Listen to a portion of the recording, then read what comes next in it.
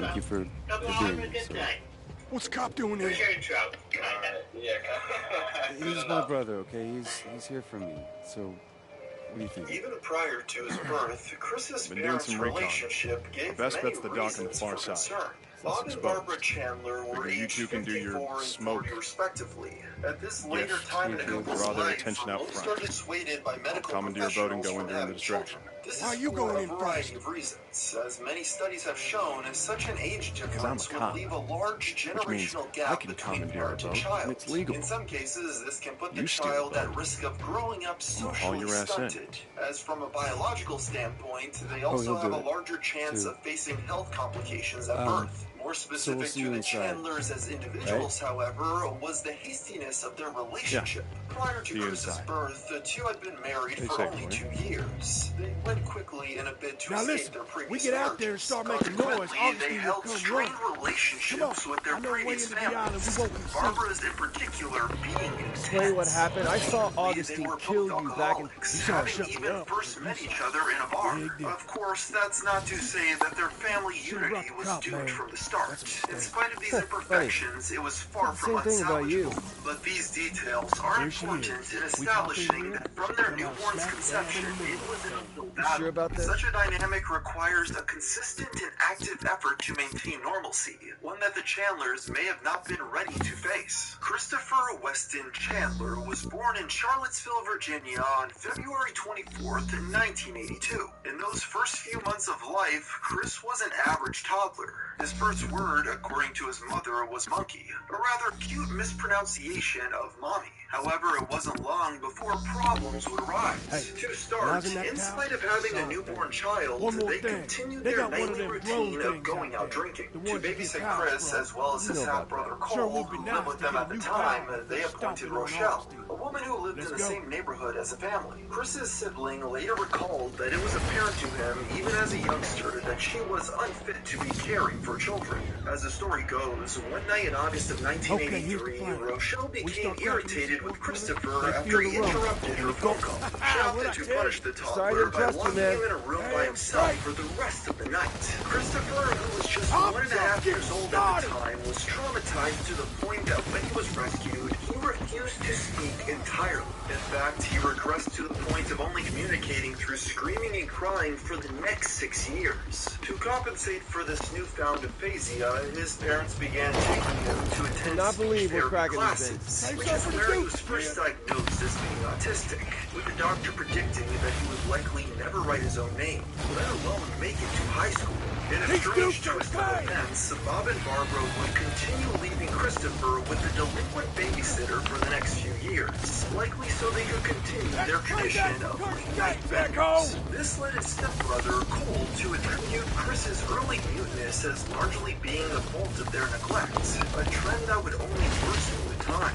Though the assertion that neglect was the source of his autism is baseless, the babysitter's supposed actions undeniably exacerbated Chris's condition, and in spite of its immediate consequences, they failed to take many basic preventative measures. In 1985, a new family moved into the Chandlers neighborhood. With a child of their own, the families quickly became cordial with each other. This naturally led to Christopher becoming playmates with the couple's daughter, Sarah Hammer. Chris has a fond view of the years he spent with Sarah, reflecting upon them by proclaiming her to be a lifelong best friend. Unfortunately, the young girl would often pull mean-spirited pranks on the autistic child. An example of this was when she once convinced Chris that the cartoon character, Casper the Friendly Ghost, lived in the crawl space under her home. Once the young boy had crawled under the residence to look for himself, she proceeded to lock him in, trapping Chris until her father came to the rescue. While one could argue that events such as these implicate her as a foe, Chris insists far more positive than negative experiences. He dismissed them as just childish pranks, overshadowed by his cherished memories of them playing. According to Chris himself, it was her that brought him out of his autistic social shell for the time.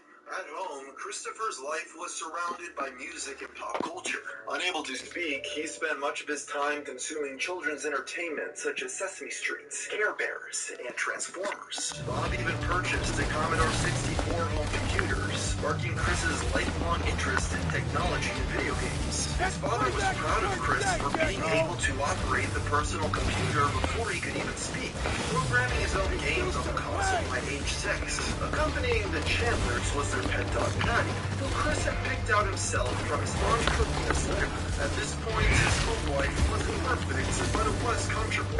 Unfortunately, things would only get worse when he began to attend school. The year was 1987, when he was dropped at the front door of Greene County Primary School. With Chris's struggles to communicate, this marked the beginning of many obstacles he'd have to overcome in his academic career. In spite of this, Bob was optimistic. In order to inspire his son, he penned a heartfelt letter detailing his expectations.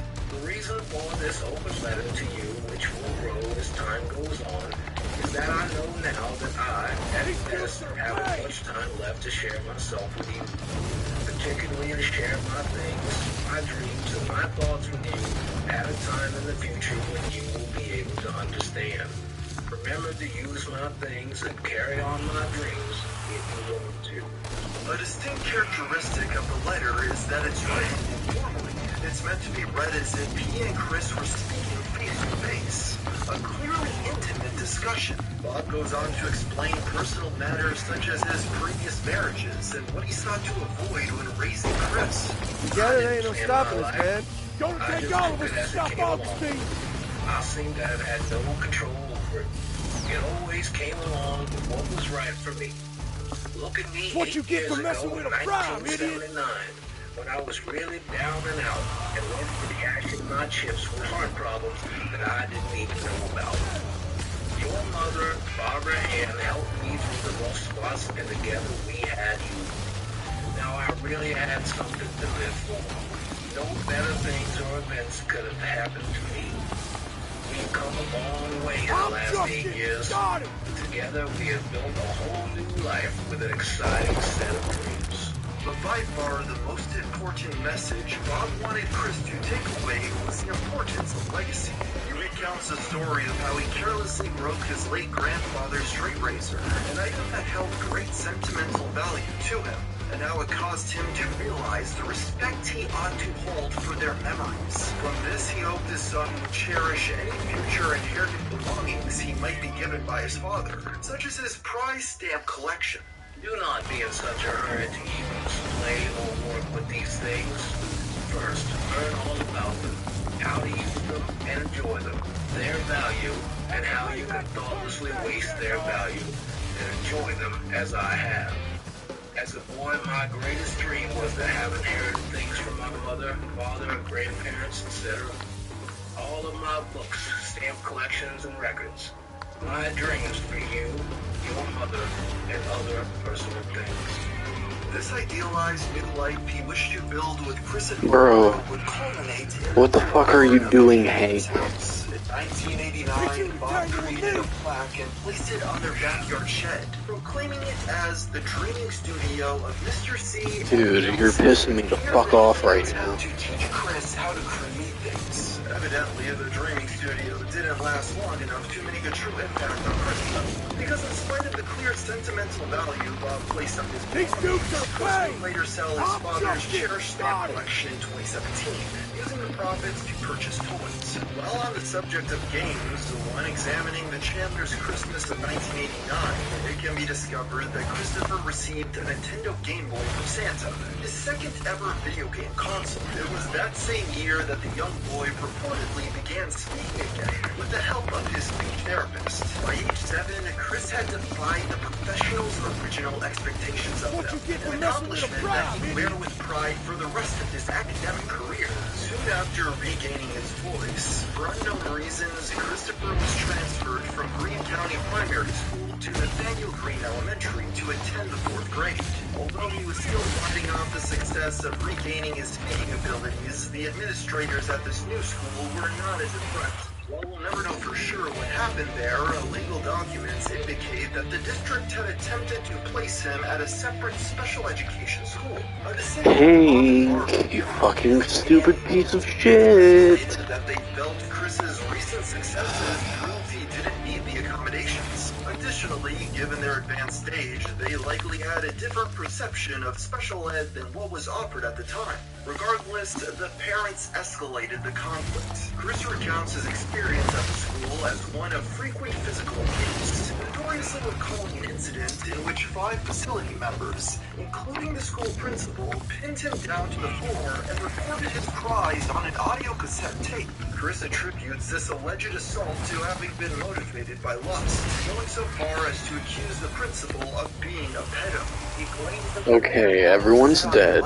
If you don't come break this fucking shit, bro, you and I are gonna have a big fucking issue. The assault was recorded, as some have speculated it's much more likely that Chris had thrown the teacher. Jesus fucking Christ. Recorded his cries as evidence that he couldn't function in a mainstream institution. Upon learning of the incident, Bob filed legal action against the administration, causing Chris to be homeschooled during the proceedings. The case was eventually dropped in 1994.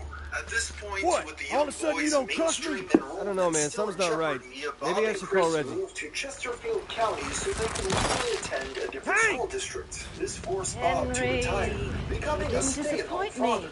I In did order like to you asked. You continue just do like working you're her promised. job, Barbara remained at their home. Son of a on bitch, I Christmas. trusted She you! would come to Never visit trust a them every convict. weekend. The I see you decision found to something keep in Chris your in public size, school is perhaps the just to be single sure. most significant turning point regarding his early development. The failure to provide accommodations for his special needs led to feelings of brother finds out what you ostracization did. and appeared to hinder Chris's Oh, social he is development. He's gonna Jumping what? forward to the Christmas season of 1992, Bob and Chris made a stop at the Regency Square Mall. At this shopping center was you an coulda hit animatronic me! creature Yeah, named that's Leonard payback for blasting Bernstein, me with who the angels. conducted a symphony Come on, get up. orchestra Come as over here, part I'll of get a those musical cuffs off. program. The animatronic was designed to be This way. interactive, I'll cover you. engaging with the audience in conversation through its human operator. The crowd was like that Thursday afternoon, Reg, causing he's Christopher still to alive. be able to have He's gonna a come back and he virtual can't use any one-on-one power with this conversation with concrete the crap robot on. between songs. Chris was It's a spellbound. trap, man. Hank let us out here so Augustine can kill us. Performance for the next hour. In the midst of their I conversation, don't understand why he would Leonard do that to us. Bernstein asked Christopher He's a bad for his guy. name. And When bad Chris guys do bad responded, the things. operator must have misheard him, as he began referring to the child as Christian. Following that interaction, the mistake stuck, with Chris going so far as to request his name be changed from Christopher to Christian. Oddly enough, Bob and Barbara agreed and had it legally changed the following year. With this brand new first name bestowed upon him by an animatronic bear, the now adolescent boy continued his education at Providence Middle School in the fall of 1993. He later described this campus as being much more pleasant than Nathaniel Green, and attributes his happiness there to a teacher named Mrs. Sanford, who is to date the only Get up educator here. that I'm Chris has trying. singled out favorably. She helped the hell? child develop social skills and instructed him on how to cope with the verbal bullying he endured. got Upon his it. graduation from Providence, Mrs. Sanford wrote a personal letter addressed to Chris, in which she gave him heartfelt advice I'm out of and grenades. her well wishes. old-fashioned way. If you show What do you mean? people where your Put your weak hands up. points are located, then they will know how to push your button. If you never show them, they will never know. Do your very best at Manchester. Put your best foot forward and treat others as you wish to be treated. Okay, you were Love, right. Mrs. If I Sanford. listened to you, we wouldn't even be here. Spectrum Well, as Business long is as we made to are work here, the way small business works. save those Made to deliver award-winning security technology. Made to connect and protect every device. And made to do your business network your business. Spectrum Business. Made to work. You bitch! Hey, Dr. Wagner, myself. You might find something around after all. I can multitask. You try to survey up behind. Great deal. I'll take it. Where's he? Nelson, look at me.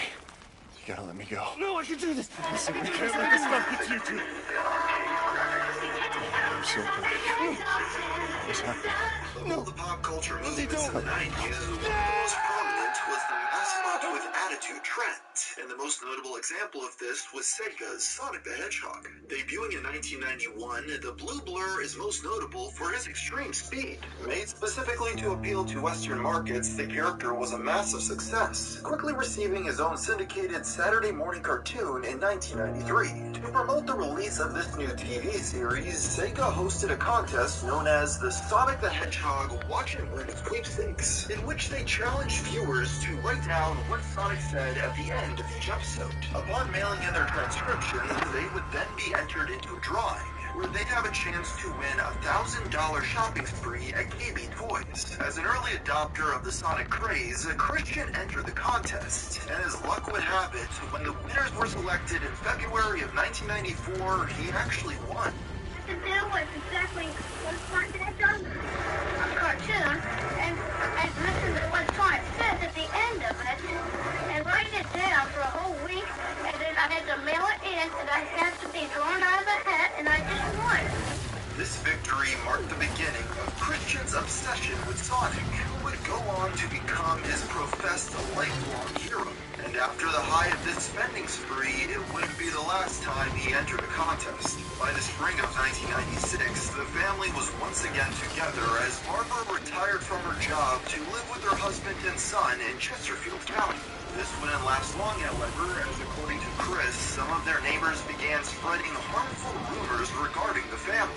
While what happened has never been specified, the situation was apparently vitriolic enough to cause them to relocate to an apartment complex just outside of Richmond. But being immersed in his pop culture pastimes, Chris was largely unfazed by these developments. It was that September that Christian finally began his first year at Manchester High, a period he would retrospectively deem the happiest times of his life. At this school is where the creation of his very first Sonic the Hedgehog fan character, Bionic the Hedgehog, was conceived. Spending much of his freshman year as a water boy for the varsity basketball team, he came up with the character after being hit in the head with a basketball while he was daydreaming about Sega's game of mascot. It is rather fittingly an orangey color of Sonic that likes to play sports. This 9th grade year would also mark the beginning of his Catholic love quest, developing a major crush on a cheerleader he met during practice. After befriending the young lady, he quickly confessed that he had feelings for her, to which she politely turned him down. In contrast to his time at Providence, Chris's years at Manchester High were filled with far more conflict. You tortured my people! Christian was forcibly assigned to take the special education bus after a petty conflict with another student. According to Chris, he and another teen would race every day to see who could exit the vehicle first. This competition escalated, eventually accumulating in the boy punching Chris in order to beat him out the door. However, like many of Chris's recollections from this period, what actually occurred is rather unclear. Across his varied recountings of the bus incident, Chris has contradicted himself numerous times. He claimed that he both did and didn't fight back, and also went back and forth on whether or not his glasses had been broken. What has remained consistent, however, is his adamance that he was blameless. He bemoaned that in spite of instigating the fight, the other boy, quote-unquote, got off scot-free. Regardless of the truth, it was because of this conflict that he was removed from the mainstream busing system and forced to ride with who he rudely described as the slow in the minds. At this point, it's worth discussing Chris's particular distaste towards the developmentally disabled, one that illustrates the ableism instilled in him by his parents. It's clear at this age, Chris uncritically took the words of authority figures to heart. In what are typically the years of rebellion for most teens, Chris was remarkably obedient. This can be observed rather transparently in his first self-produced video titled Song of Christian. In this clip, Chris goes on multiple tangents about grievances he holds with his peers, such as their use of vulgar language. Of course, I'm not talking about those despicable words that got there. I mean, they're completely sort of, you know what I'm talking about? I mean, that just really ticks me off. But you should never ever do. I mean, it's just rude. Very rude. I mean, I'm just sick of it.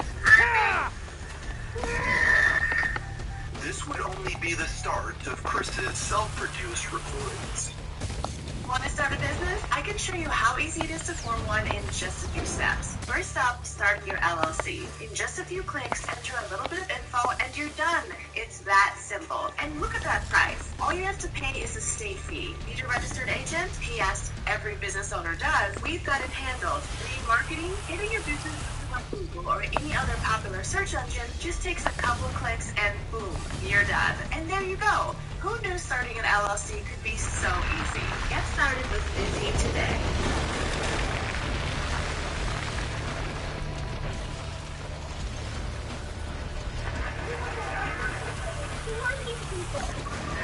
Real life spy. I'm a writer. Why do you care about me? Because you're a fortune teller, like what you wrote in your Argyle series turned out to be real.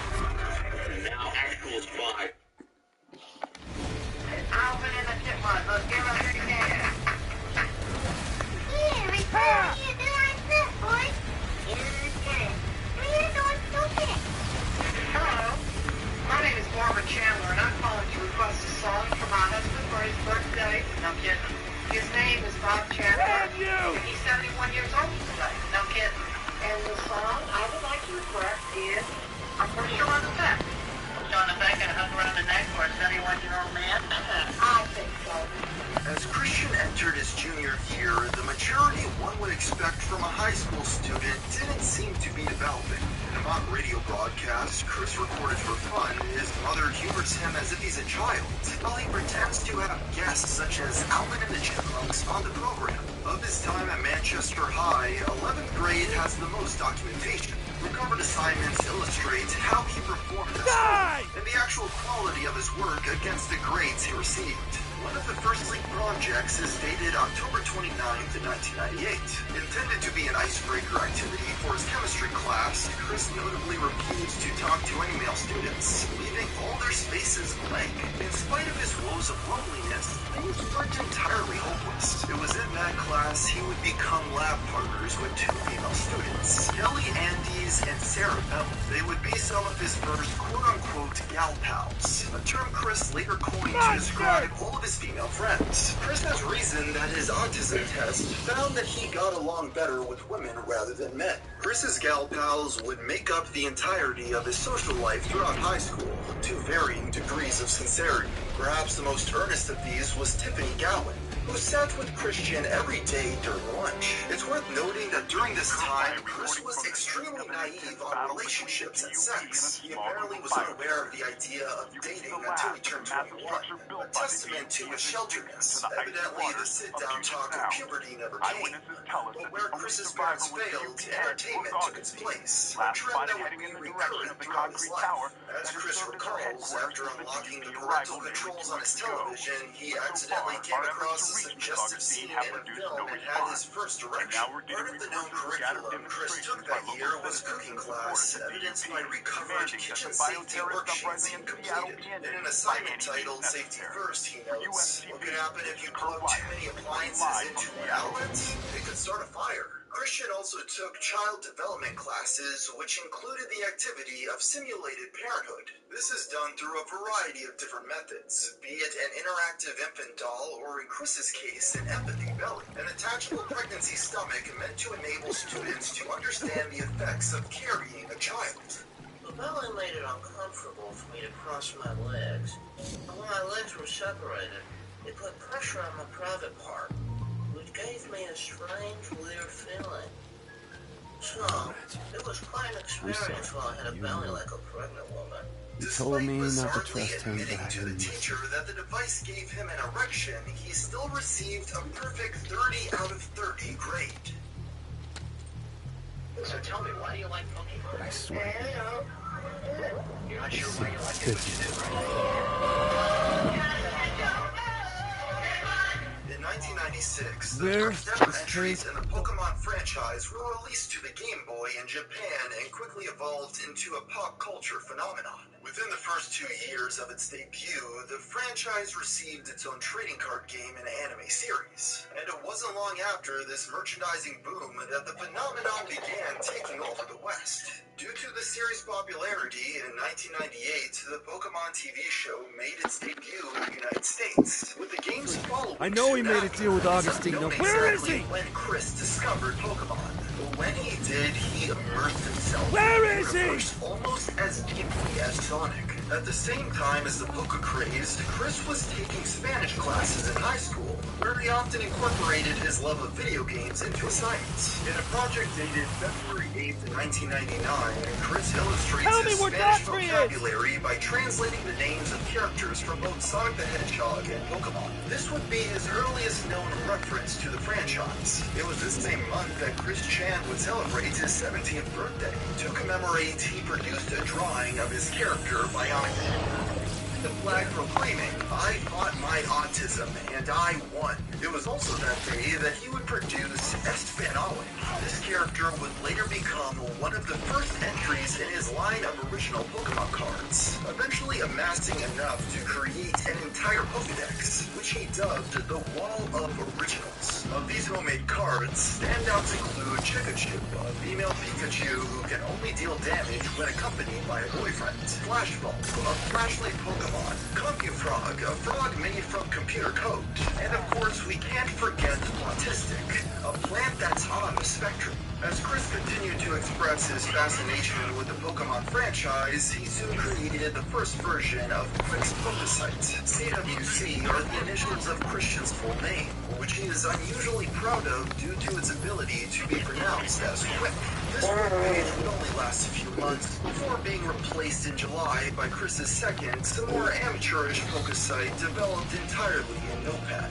During his final year of high school, Chris began this last hurrah by writing a short Pokemon fanfiction. Titled How the Pokemon Came Into Our Pokeballs, it was completed for an English assignment asking students to invent their own myth. Unlike his previous writings, his English teacher actually enjoyed this one. Sometime this same year, Chris also began volunteering at the local Books A Million as an assistant gym leader for their Pokemon trading card league. His staffing role was captured in a segment by Richmond NBC affiliate WWBT, showcasing him dressed up at the store as Ash Ketchum. Also, something on my dragon hair, even though I had 60 damage. Should have left one thing to answer the question. At least I know he's alive. Slam attack. With the end of the millennia, Christian was the same as he'd ever been. In fact, his obsession with the media was only worsening. He seemingly began showcasing his Pokesite around school, with various teachers and friends signing his guest book. February of senior year would be an especially productive month for Christian Weston Chandler. That Valentine's Day, he published a poem to commemorate the event, titled Valentine's Day Hymn. While a cheerful celebration of another couple's love, this attitude would not last. Just a few days after this, Chris celebrated his 18th birthday. In attendance were Chris's parents, his stepbrother, and his gal pals from school. One of the only times Chris would interact with them outside of class. He would later reminisce on this being one of the best days of his life. With high school soon coming to a close, this seemed like a great memory to end this chapter of Chris's life on. But it would turn out he still had one more trick up his sleeve. In March, Christian was instructed to create an album cover as an assignment for his computer graphics class. One of the restrictions, however, was that students could not use any copyrighted materials. Given his obsession with pop culture, which bled into everything he produced, Chris struggled with the project's requirement of originality. This was when he had an epiphany. In order to circumvent the copyrights held by Sega and Nintendo, Christian invented Sonichu, a hybrid of the characters Pikachu and Sonic the Hedgehog. He recalls imagining the character after lunch on that fateful day of March 17th. I drew Sonichu on paper from imagination. Then I drew him on my currently open Photoshop program. After checking with Miss Chalifo and my father, who is big on copyrights and whatnot, I'm not afraid of you, Hank. Sonichu was legal then and still is, and only mine. I'm not the So, conduit you were soon expecting. after, the CD cover was made, printed, and passed with an A+ grade. Upon this hybrid character's inception, things would never be the same. Now with his own quote-unquote original creation, Sonichu took the forefront of all of his creative endeavors. The next month, he created a Sonichu sweatshirt and gave it to one of his gal pals as a birthday gift. He also began producing dozens of Sonichu variant Pokemon cards. 5 months after this, he even launched a Sonichu site to succeed his Pokesite. And it wasn't long after that, he began drawing short comics featuring his mascot. In May, Chris attended his school's senior prom with his mother. Upon arriving, one of his gal pals saw this and felt sorry for him. So, she asked him for a dance. We went with my crowd, I bought a pair of tickets. But I went there with my mother. But then I realized I was still an outcast because I showed up more like a lonesome wallflower. But that night, my trusted peppermint petty type gal pal, Tiffany Gowan, asked me to dance with her. I hesitated at first, but she grabbed my hand and pulled me onto the dance floor. We danced for what felt like hours. In April, the 18-year-old began a self-documentary project for class titled A Week with Christian Chandler. It provides valuable insight to everyday life during those high school years, as he admits to falling asleep in classes on a regular basis. It also notes that he attends several behavioral adjustment programs and proceeds to document several of his creations. Most notable is the City Room, which is an early version of what would later be known as Quickfill. It is a miniature city made from the pieces of Chris's various Lego kits and other memorabilia. It was here that he revealed that his family was moving back to their house in Ruckersville. According to Chris, his parents had failed to sell the home and would have stayed in Richmond had they succeeded. On June 15th, Christian graduated from Manchester High School. In spite of placing on the honor roll, for Chris the celebration was not ceremonious. Before receiving their diplomas, an award ceremony was held to recognize the school's gifted students. Chris became jealous after not being given an award for his art class assignments. During the early award ceremony, I was a little thrilled to get a star for my grades. But then I find out that I'm outshine in my creative skills. So give this tracker one more shot. Appreciate the time and effort I'm talking to making, Sonichu. I was a high-functioning, autistic boy who came way beyond a competitive social shell. Wanted to get zilch, not a sick, a big, fat zero. When it came time to actually receive his diploma, Chris went up without making eye contact with anyone, going so far as to slap away the presenter's hand when they reached out for a congratulatory handshake. He then ran off and found a table isolated enough to cry alone. It wasn't simply jealousy that had overwhelmed him that day, but rather the realization he was leaving behind the, quote, best circle of friends he ever had. As mentioned before, Chris seldom hung out with his gal pals outside of high school, and the end of his time in Manchester largely meant the end of his social life as he knew it. The high school graduation has since become a point of trauma for Chris, as he felt it marked the end of the best years of his life. The thing is, what he remembers from his high school years is an extremely romanticized version of events that didn't include the manipulation those around him participated in to help him make it through. He fondly recalls being an honor roll student. The teachers often gave him higher grades than he probably deserved. He liked to see himself as an engaged pupil, though slept through many of his classes. He had friendships, but they always seemed to end when the bell rang. Speaking of friends, let's take for example one of Chris's gal pals from middle school, the girl next door who would often hang out with them at the bus stop and near their home. Chris interpreted their time together as genuine camaraderie, when in fact she had been paid by Bob to essentially babysit him. On top of this, there has been speculation that his father had a meeting with the principal of Manchester High, which resulted in school staff bringing together upstanding girls in Chris's grade to befriend and protect him from the horrors of high school, meaning that the gal pals were also a result of behind-the-scenes meddling by his parents. Perhaps what makes this period of life so mesmerizing to Chris is that it was a time of innocence, when he was still largely getting away with being oblivious to the world. An era where his parents could still feasibly shelter him as he developed an over-reliance on children's entertainment to compensate. And no matter how superficial the relationships were, they still were friendships to him. His gal pals were the one thing standing between Chris and solitude. After high school, as Chris had guessed, he'd lose contact with them, but most could have never guessed how far he would descend into isolation. The weather was dark and rainy that graduation day as the now adult Chris sobbed by himself in his graduation gown. When Barbara and Tiffany found him, they comforted the emotional young man.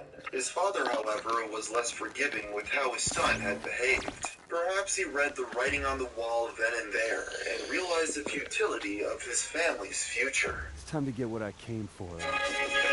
Supercharge your business with the all-new Shopify point of sale. The all-in-one POS solution built on the world's most powerful commerce platform. Whether you have one location or 1,000, Shopify point of sale can help you elevate your e-commerce strategy, streamline operations, and increase sales.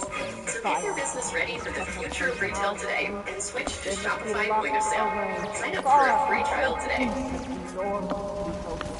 For the good of society. Kidding me? I'm the one who's been protecting society from her and her army of freaks.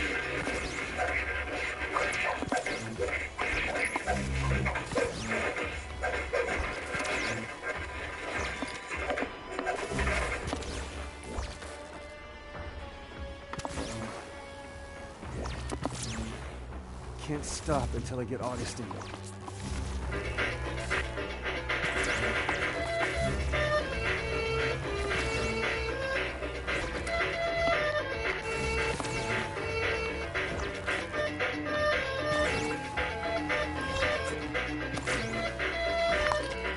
High school, Chris finally had the independence that's afforded to adults. With his free time, Chris began volunteering as an assistant Pokemon gym leader at the local Toys R Us trading card club in Charlotte. To first-hand accounts, he often attempted to use his homemade Pokemon cards saving the innocent and sparing your horde of killers.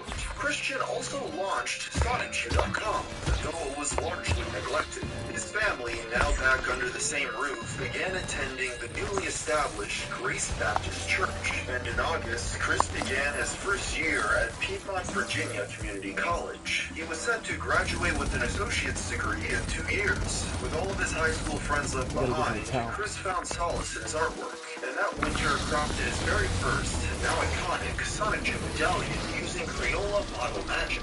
Originally decorated with a makeshift chain, this was later replaced with a higher quality necklace he bought from the mall. The medallion was intended to serve as a name tag, something that would help him stand out in public. And that December, Chris designed a companion character for Sonic Chew named Rose Chew, a rather blatant derivative of the Sonic character Amy Rose. In August of 2001, Christian began working his first and to date only conventional job.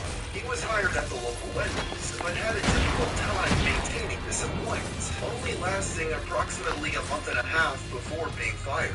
Unlike high school, the employees at the fast food chain were critical of him and made their frustrations known in a very patronizing manner. The exact circumstances of which he was fired are unclear, though there are 2 incidents often credited as being the last straw. The first claims that Chris was terminated for drawing a picture of an older female coworker as a Pokemon, which they found deeply offensive. The second excuse that Chris told himself involved his attempts to entertain a little boy with his parents, where he performed an impression of the character Donald Duck.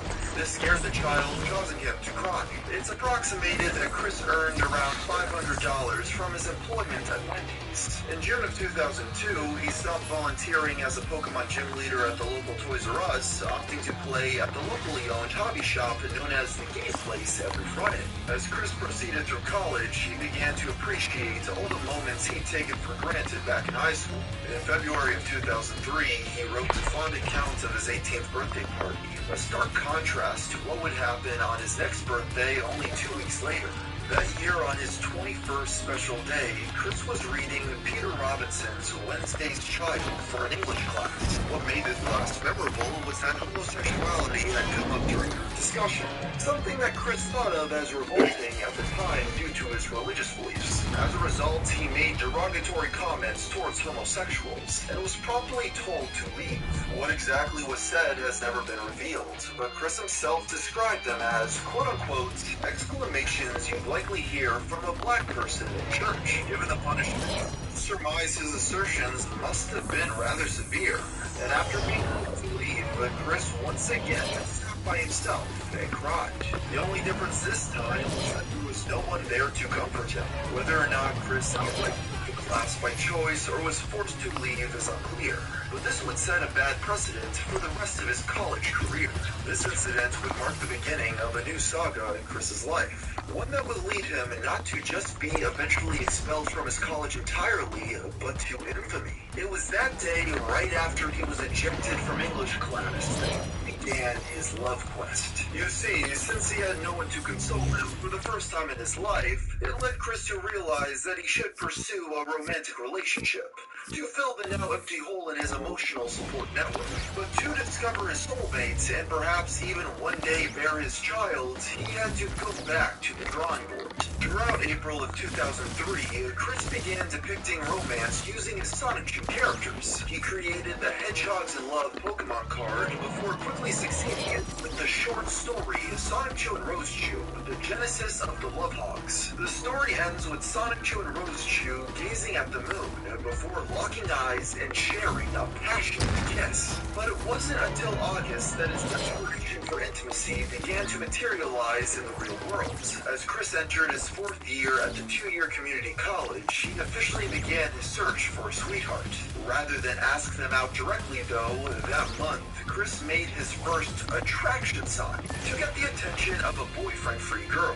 On it, the romantically challenged man describes not just himself, but also the qualities he wished for his significant other. 21 and single white male, shy, smart, young at heart, computer skilled, humorous, a bright thinker and go-getter, enjoys good parts of life, diplomatic, peaceful, very creative, he's local. Seeking a cute 18 to 21 single female companion who is 18 to 21 years of age and does not already have a boyfriend. Average to slender, body type, white, lives in the Charlottesville or Ruckersville area, does not smoke or drink alcohol, happy, positive personality, average or high income, drives a vehicle. If any man read this huge sign, mind your own business. And to all men with girlfriends except married and blacks who jump off the cliff, have a nice day. For the next 2 months, Chris would tape the sign to the wall of the college's lobby, often waiting somewhere beside it. However, his plans would be thwarted when on October 7th, Mary Lee Walsh, the Dean of Student Services, approached him, confiscated his sign, and bluntly told him to stop. Chris interpreted her authoritative command as very threats, claiming she had exclaimed, "You're not allowed to find true love here." Determined, Chris stubbornly created another attraction sign, only for Mary to confiscate it again a few weeks later. This temporarily led Chris to return to venting his frustrations into his art, at least for the next few months. In November, Chris wrote a poem titled "The Saddest Heart in the World." And with the Backstreet Boys tune, I sing my lonesome croon. Tell me why I'm stuck as a virgin to break. Tell me why I'm fully out your ground I ache. Tell me why I never wanna hear you say I have a boyfriend. These lyrics would later be used in the song "So Need a Cute Girl," a track from Christian's cover album Christian and the Hedgehog Boys, which he'd begun recording at the end of that summer. This song would later become a massive hit online, with dozens of covers existing across multiple platforms. But regardless of the quality of his Backstreet Boys parody, Mary Lee Walsh still had a sign. So to occupy Chris's time, he began investing all of his effort playing the game Animal Crossing. This would eventually culminate into what's now known as his Animal Crossing documentary, a showcase of his in-game village. This would become one of Christian's greatest accomplishments, as he submitted it to the Nintendo Power magazine and managed to actually get featured. Some claim it was the first Let's Play ever made, though this is difficult to prove. On January 1st, 2004, Chris wrote in his diary about his New Year's resolution to get a romantic partner. My one resolution is to get myself a matching girlfriend. Rather it will happen as something else. I plan to try again at PVCC. And try again he did, with his stubbornness and further escalating the conflict. A few weeks into the new year, he wrote a poem titled Heart Love Quest, in which he once again laments being quote-unquote a virgin with rage. Christian's frustration with his romantic success was ever growing, and this new effort to overcome Mary Lee Walsh at PVCC meant trying new strategies. Instead of restraining himself to just carrying signs, the college student now began repurposing his Sonichu newsletter into a means of attracting boyfriend-free girls. From this point forward, every newsletter would end with a description of his ideal sweetheart. He includes this disclaimer. Christian is a very shy and very thoughtful person, and will only accept person-to-person encounters, no emails or phone calls. So if you were interested, they could be seen at Virginia Community College or Fashion Square Shopping Center. In addition to passing around photocopies of his pamphlets, he also began hanging up more attraction signs around school, quickly replacing them whenever torn down. In late January, as Chris stood near his sign per usual, Mary Lee Walsh decided that enough was enough. It was finally time to put an end to his disobedience. According to Chris, she approached him stating that his posters were bothering both her and the student body. Chris responded that he was on his love quest, prompting her to rip the sign from his hands and tear it apart. She then lectured him, stating he would never get a girlfriend this way, before demanding that he stop his behavior immediately. She ended the confrontation by scheduling Chris to attend a meeting to discuss the string of incidents. On February 1st, Chris initiated an email exchange with Miss Walsh, attempting to avoid the meeting through a compromise. He promised her that he wouldn't hang any more signs around campus, so long as she allowed him to continue distributing his newsletter. He also assures that he would move her up his scale of respect by 2 points. About 48 hours later, Miss Walsh would unequivocally deny his request, requiring that they meet the following week. What exactly occurred during this meeting is uncertain, and few key details are known. At one point, Chris talked with Sonichu as if he was real, claiming to Miss Walsh that his character communicated through him. This caused the dean of students to talk to Chris quote-unquote rudely and forcefully. In retaliation, Chris stood up, cupped his hands to his side, and thrusted them forward, landing a powerful beam of energy. He shouted at the top of his lungs his personal variant of a phrase from the anime Dragon Ball Z that he legitimately believed would bring bad luck to the victim. Unsurprisingly, this did little to move Miss Walsh, who declared a ban on not just his attraction sign, but the distribution of his newsletter as well. This you got it backwards, Augustine. These people have seen us both in action. They want justice. Won't be my head on the platter. To distribute the news This is it, dash. Don't you I shut the am defensive very No angry turning back. at that. Plan, calm In down. response, Take her I alive. plan to Show the incite world the she's done. masses and hopefully Just kill her for demand what she the did in return of the news dash so my chances of getting a girlfriend can be restored. Adding fuel to the fire was Mary Lee Walsh's attempt to convince Bob and Barbara to remove Chris from the college. Giving them flashbacks to their conflict with Nathaniel Green, they not only refused, but became extremely upset. During summer break that year, Chris began exploring more locations to loiter at with his attraction sign. Okay, I can work with that. Attraction locations, he began standing at the Charlottesville Fashion Even Square if the Mall. rest of This it would is still become the active. testing ground of a new strategy he'd adopted after watching a lot of anime. Essentially, his plan was to attach a paper heart to a piece of red string, and then throw it at women. He would then reel the string back in, expecting them to follow. Unsurprisingly, in less than a week after conceiving the strategy, his plan was foiled when a mall security guard noticed and confiscated the string from him. This would lead Chris to coin the term jerk cop, later abbreviated to jerk off, to describe store security officers. His next run-in with mall staff would occur 8 weeks into his loiter. This was when the same mall security guard from last guys are time everywhere. to which Chris pulled out some of his homemade trading cards that told the story of the lonesome virgin. He later bragged about intimidating the officer by shouting no directly in his face. Only 5 days later, Chris was approached once again, this time becoming even more belligerent. It escalated to the point of him being detained and forbidden to return from the mall without supervision from his parents. As Chris entered his 5th year at PVCC, he still held resentment towards Miss What the Walsh fuck just happened? campus pursuits. It was around this point Chris left an inflammatory note for the dean of students, expressing his dislike for her. Included was an illustration of an intimidating glare. This, as it would turn out, would be its downfall. Taking into account their previous quarrels, the message was interpreted by the school's administration as a form of harassment.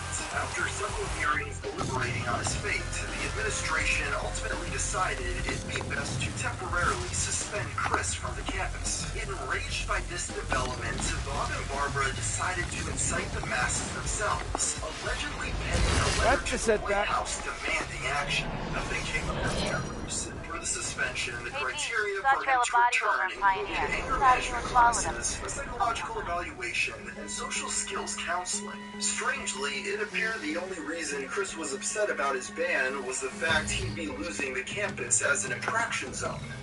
It's been over a week since my suspension. I am depressed, lonely, sad, and bored. I have nowhere to go to a troubled boyfriend-free woman. They'll be writing the same emotions here. You kidding? My two favorite people in the world and a knockdown While dragon? this was going on, Chris became more invested in the Yu-Gi-Oh! Trading card game, participating in his first tournament at the game place. It was there that he first met Megan Schroeder, an 18-year-old artist who shared many of the same interests as him. They quickly became friends, as she became Chris's first gal pal since leaving high school. Around this time, Chris attended the psychiatric evaluation he was required by PVCC's administration to receive. As of writing, it is the only objective, independent, professional evaluation of Christian as an adult. Mr. Chandler is a 22-year-old man with a history of developmental delays and autism. Despite these limitations, he seems to be quite successful in maximizing his academic abilities. Despite his significant delays in language, he has over the years developed relatively effective communication skills. He has left, however, with a severe degree of social awkwardness and seems to have good insight into this. He is left feeling somewhat frustrated as he has a strong desire for companionship, although his social limitations prevent him from being able to realize this in the way in which he would like. He has been on antidepressants for many years, and it is not entirely clear what role they play. Based on the information available Give me something bigger. The patient doesn't seem to pose a significant threat to himself or anyone else. There is some suggestion that the active control has been a problem, although how that has manifested itself is unclear. He certainly has no history of physical violence, which would suggest any future risk. Compared to Christian state today, this paints a picture of a man that was still, relatively speaking, at the beginning of his descent. A time when he was more lonely than in high school, but still frequently went outside and had modest social intercourse.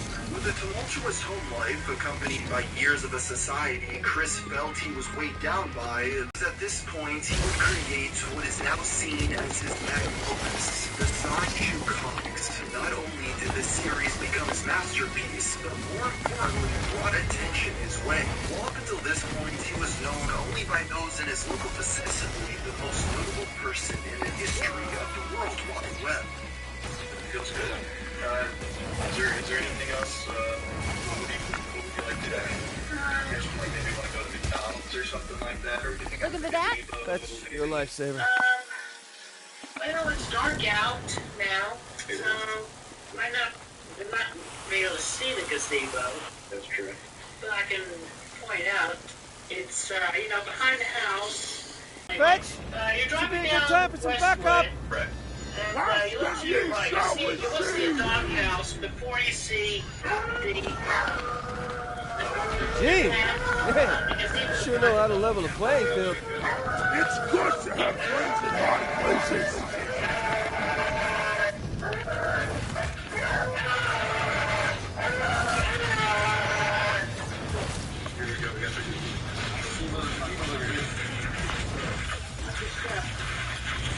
Your light source. I'm the light source.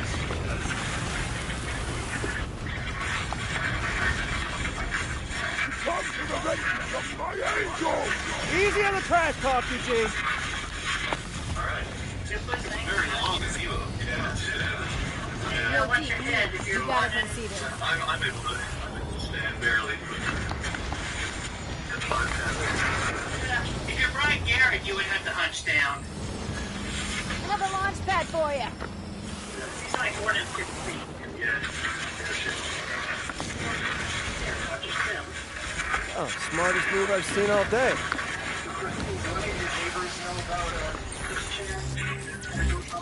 Among Loving Wendy, this conduit thing. controls ever harassed them. Took a whole roof's armor plate. Let me try the hide. They haven't. You sure you can cut through? Yeah, if you and Teen Angel there can keep the dupes off my ass. You don't know I shall hurt you.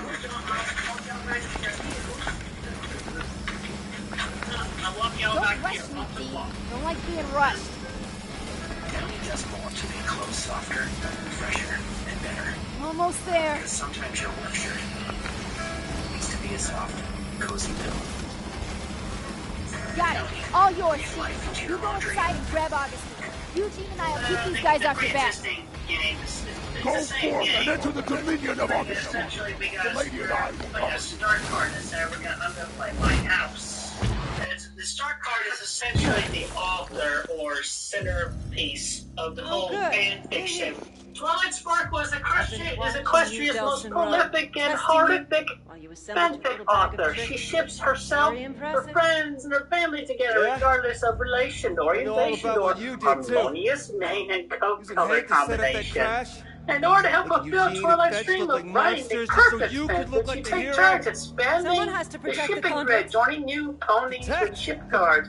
If you are first to make one of Twilight's narrative goals a reality, you and the points that go. Not a single one of our kind has been killed. Shipping her friends, but nobody's perfect. No, of course not. You just hunt them down and lock them up. Yes, in Curtin K. Protected. There are mobs that want to kill colonists. It's what's best for them, whether they know it or not. Make that decision for them, huh? Some decisions are too important.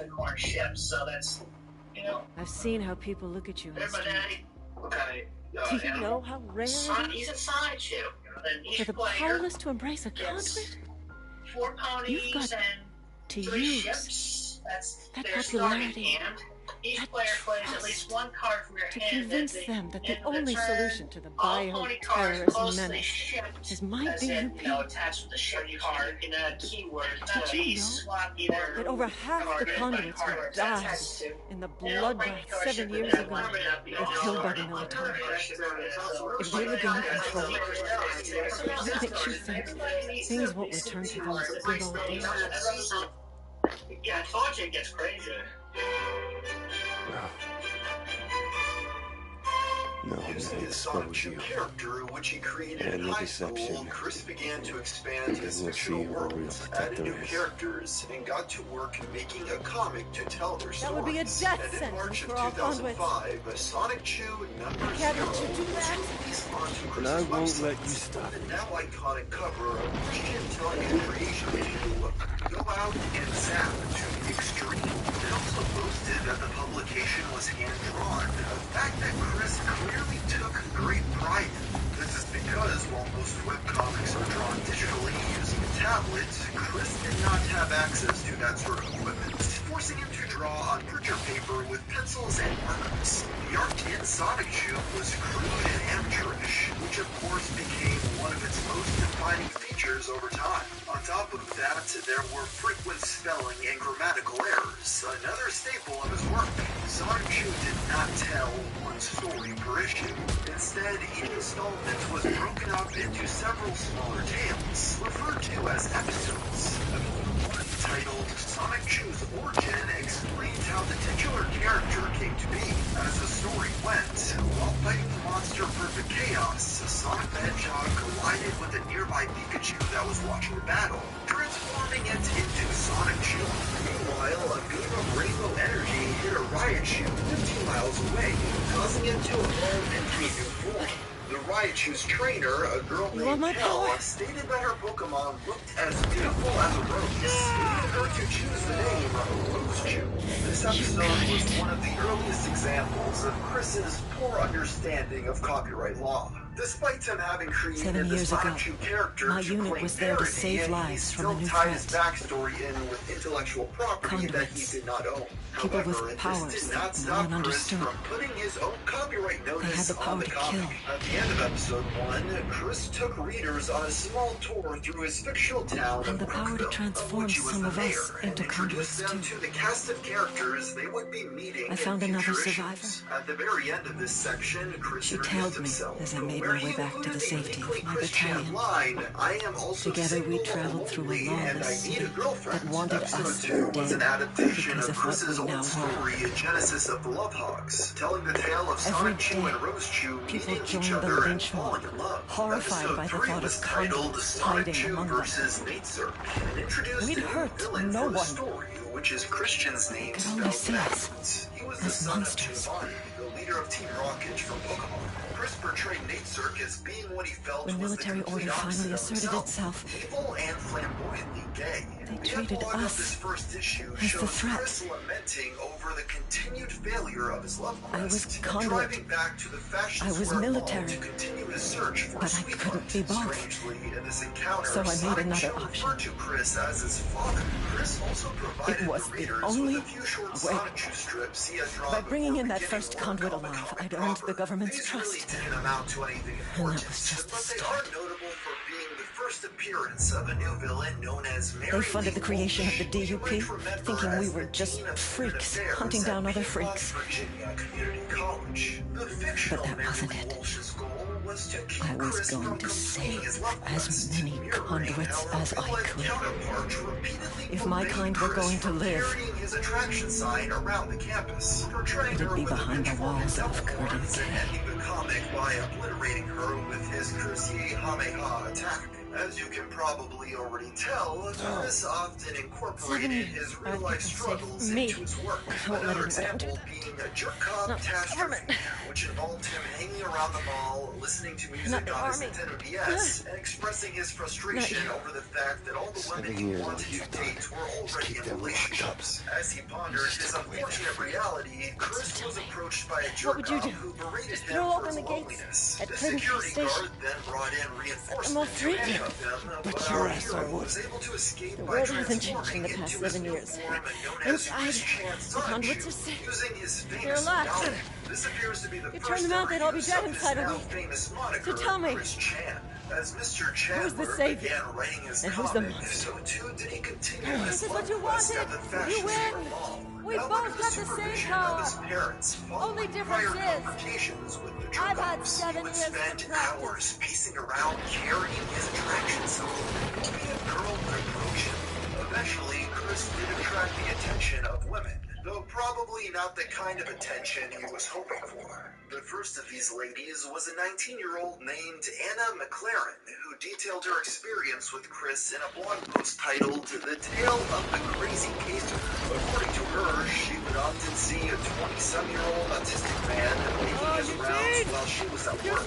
He would occasionally glance through the window of the store to look at her along with fellow female employees. On a dare, Anna began to wave at Chris as he walked by, which quickly escalated when he entered the store to talk to her. He attempted to flirt, and she responded as politely as she could before the conversation ended with Chris giving Anna his email address. Despite the circumstances of how they met, the teenager would go on to become one of Chris's longest-running real-life acquaintances after this encounter. The second of Chris's love quest triumphs was a young woman named Hannah in March of 2005.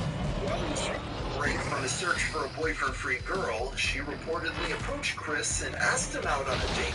This made the autistic man ecstatic, believing that his years of carrying an attraction sign had finally paid off. Of course, he had to tell everybody he knew about this exciting development, and that included his new friend Anna McLaren. However, she knew something Chris didn't. Anna had no intention of dating him, and had merely asked him out as a prank. Chris was shocked by this revelation, and immediately went to confirm it with Hannah. Upon admitting to what she had done, Chris was devastated, and loudly yelled, "No!" in the middle of the mall. This disturbance earned Chris yet another temporary ban.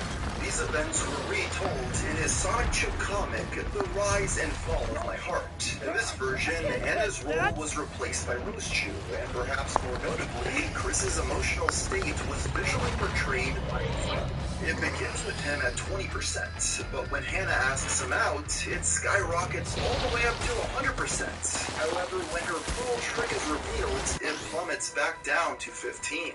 Throughout many Sonic 2 issues, Chris had drawn ads to replicate the look of a real publication.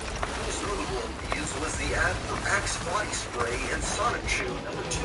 He made no secret about his love for the product, likely buying into its ad campaign that showed its wearers being irresistible to women. Chris states that Axe makes him feel, quote-unquote, simply delicious and confident. However, the main concern is found in Sonic 2 and Rose Chew's conversation near the bottom of the page, which seems to imply that Chris believes wearing Axe is a suitable replacement for bathing. It also includes Rose Chew asking the baffling question, "May I orbit your belt?"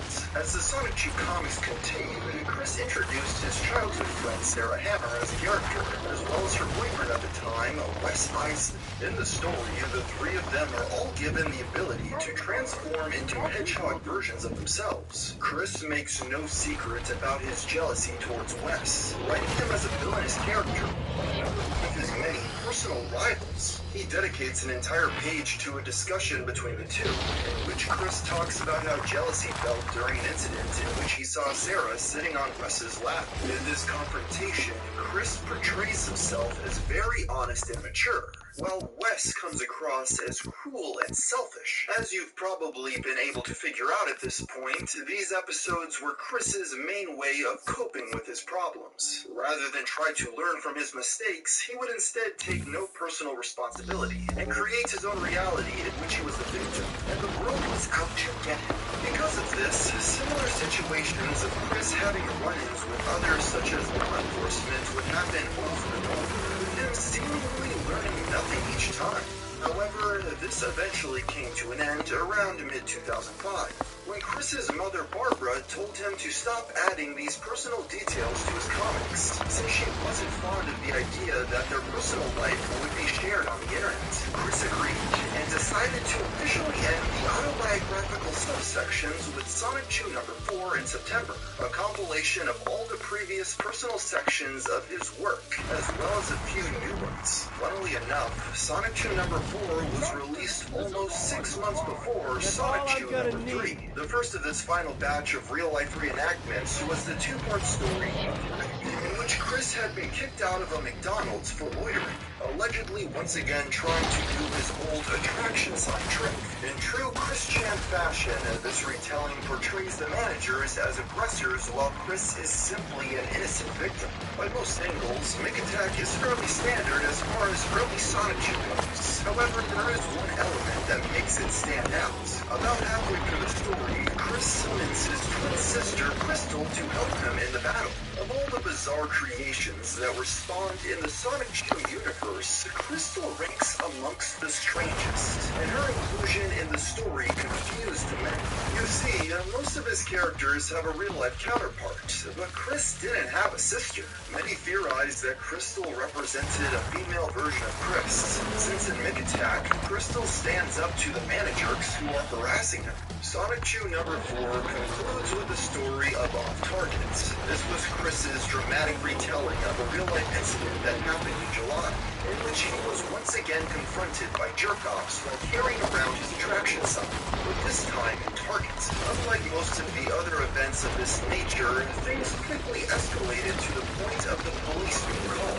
Chris ended up getting arrested and charged with disorderly conduct and trespassing, although these charges were dropped after 2 court hearings. Nonetheless, this event obviously traumatized the entire Chandler family. Despite his mother's wishes, Chris continued to write about his real life frequently in his comics, though just not as on the nose as before.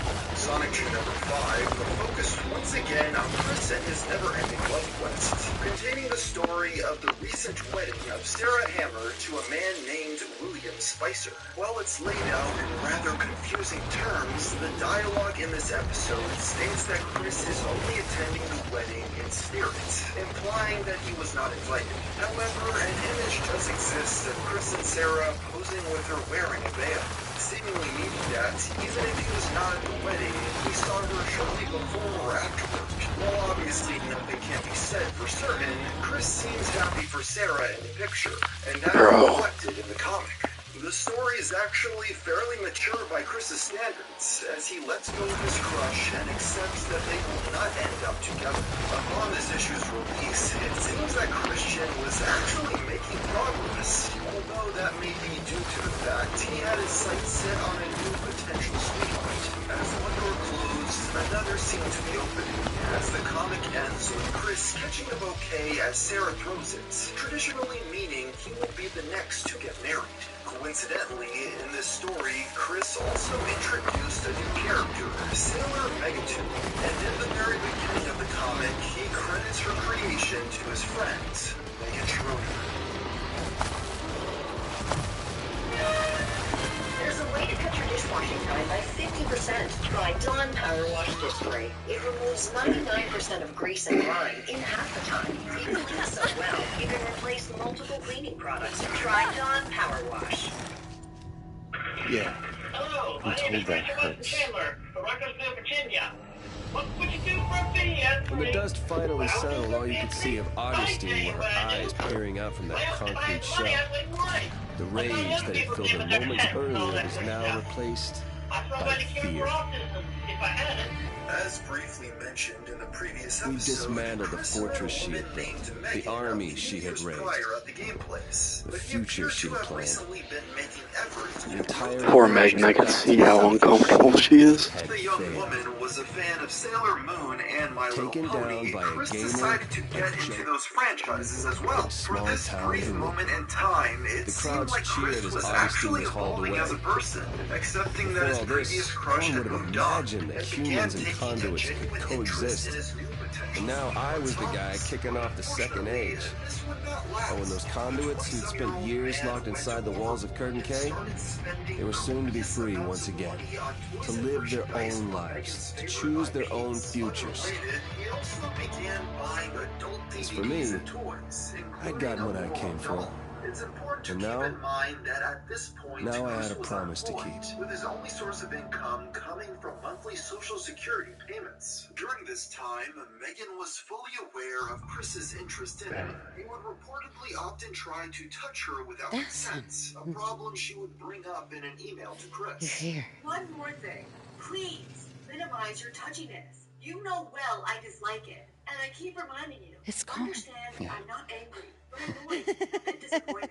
I remember you said you'd never... A promise is a promise, right? And yet, I know you're just being friendly and all, but I And the really hate others? being I touched just got here. by My anyone. first thought. The young lady was clearly trying to nip this crush in the bud, but Christopher would not listen. This would, of course, eventually blow up in his face. Hey, we're but combers. Chris had a few more Take care heartbreaks of to our go own, through right? before that happened. On June 27th, 2006, Where's Reggie? Chris's beloved dog Patty tragically passed away. She was quite old, as the canine had joined the Chandler family all the way back in 1992, and her worsening health problems made them finally decide it was time to put her out of her misery. In Chris's eulogy for his pet, he stated that he was the one who signed the paper authorizing the vet to put Patty to sleep, in order to spare his mother the burden. I raised Patty since she was a 6-week-old pup, and I wanted to take the strain for signing the one-way ticket. I'm sure gonna miss you. It was hard for me, but it was for the best. So I signed that paper with a crying sonnet face saying, "We love you, Patty." After that, I gave her my final kiss, hug, hand to paw hold, eye contact, air rub, cheek to fur rub, and I sadly waved her for the last time. And I said, "Goodbye, Patty. I love you." After a small funeral, Patty Chandler was buried in her yard, underneath the doghouse that had been her home for so many years. Chris's eulogy may have been the most heartfelt thing he had ever written.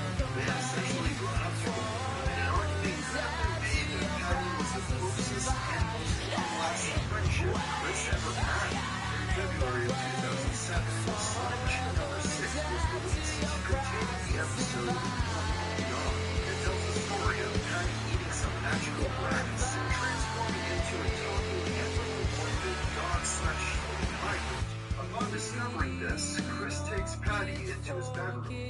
reveals that he had a portal to his fictional town of Crookville hidden within the closet. He takes his old dog through the portal and tells her she can now live in this reality for the rest of eternity. This was the first time Chris portrayed Crookville as something of a religious afterlife. On February 25th, 2007, Christian celebrated his 25th birthday at his preferred hangouts, the game place, surrounded by his friends and family. Also at this event, he officially released the DVD he had been working on titled I'm on TV. This was a compilation of all of Chris's home movies and television appearances, as well as the photos he had taken over the years. Chris also recorded video and taped to the snow advised channel. He's not listed in our activities of quarter century are providing a very good contemporary sports landscape design.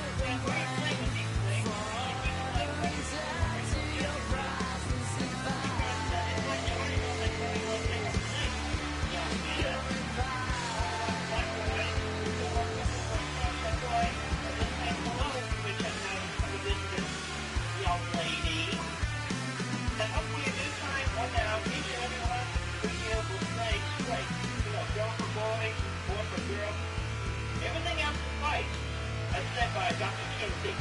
Despite the fact that Chris did not intend to distribute his DVD publicly, he still wanted another outlet to share more of his creative work with the world. So in May of 2007, he created an account on the burgeoning platform of YouTube and named his channel Sonic Juke. His first upload to the site was a video about the game Soul Calibur. This video depicted a fight between Chris and Mary Lee Walsh, using customized characters from the game, where of course he comes out victorious. But inFAMOUS is a series that expanded my love for video games, and from that very first moment I downloaded that one mission-long demo on the PS3, I was hooked. I mean, how could I not be? That taste of power I felt when wielding something as unruly as lightning was intoxicating, and I must have played that demo over 100 times before. Users of Sony's PlayStation Network have been greeted by error messages. Now what's being called one of the largest digital data breaches in history. Sony suffered an external intrusion, which forced their online network to shut down. The activity says the personal information of about 25 billion players. PlayStation. Don't worry, that infamous game might still be on the way. In response to a fan leaker special mix said yes, the infamous game is still developing. So why wasn't it at the showcase? My guess is that the showcase was already stacked enough and they're saving this for a future showcase or PlayStation State of Play. Don't worry, that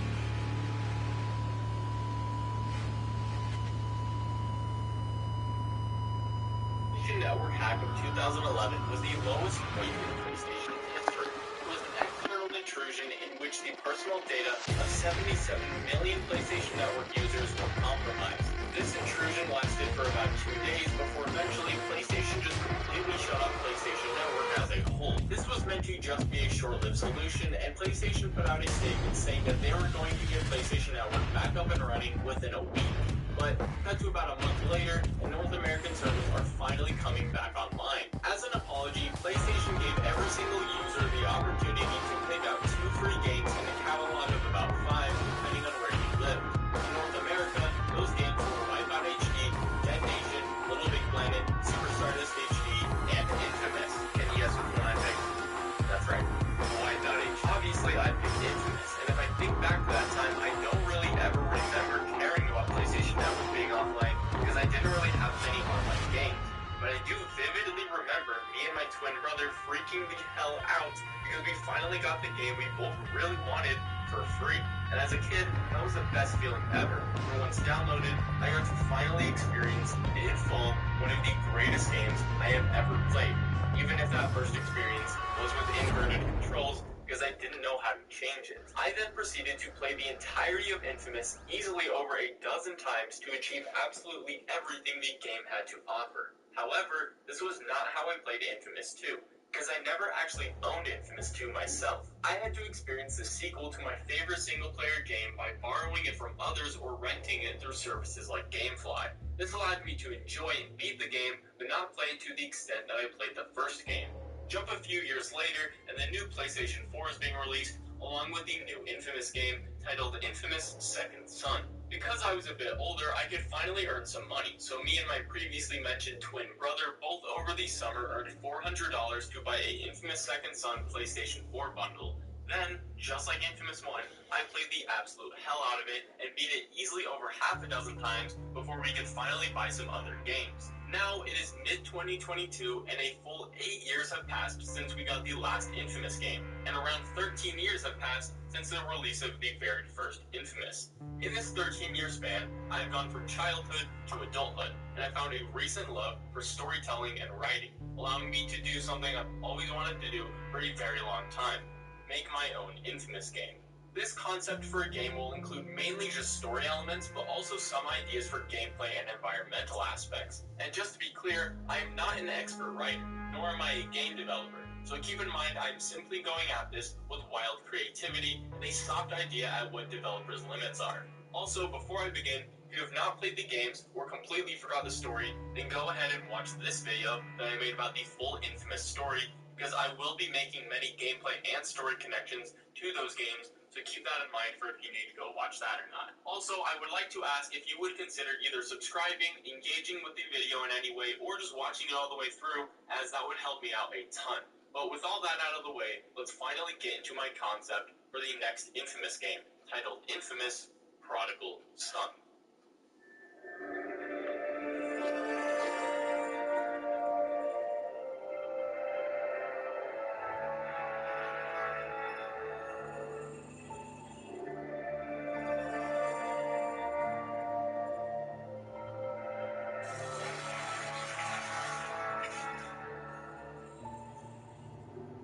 When first starting out the game, you will be shown a short cinematic of a boat floating out to sea. In fact, this is the exact same boat that is at the end of Infamous 2 that some of you might immediately recognize. You might wonder what's happening or what you're supposed to do, but as the boat gets further and further away, at some point the game directs you to hold down on your D-pad. This action is immediately met with chaotic controller haptics, and a bolt of lightning strikes the boat just as it did at the end of Infamous 2. But this time, you might notice that it's a little bit different, as right when the lightning bolt strikes, the boat disappears. You'll then see a body floating in the water, and as the camera pans to the dark night sky, the title Infamous Prodigal Son appears on the screen. There's a slow fade down as the body washes up on shore. You never get to directly see the body's face, but you know who it must be. Just as this is happening, you might notice the slight sound of a bell slowly growing in volume. As the sound nears, it stops, only to be followed by more sounds of a boat docking. The camera pans to reveal where the sounds were originating from, and an unkempt fisherman exits the boat ramp onto a wooden dock. As the fisherman starts to slowly make his way towards the body, he starts shouting questions, asking if the body's alright, and telling it to not joke around. But once he finally reaches it, he flips it over to show Cole's lifeless face. Just to be clear, the fisherman doesn't know who Cole is currently, but he does find him oddly familiar, as we will talk about later. And for now, he just wants to help someone out who he thinks might be close to dying. Also, I'm gonna get it out of the way now, but I do understand that there's going to be a lot of people who won't like Cole's return. In my opinion, reviving him does slightly cheapen his death at the end of Infamous 2, but at the same time, you gotta understand what these games are based off of.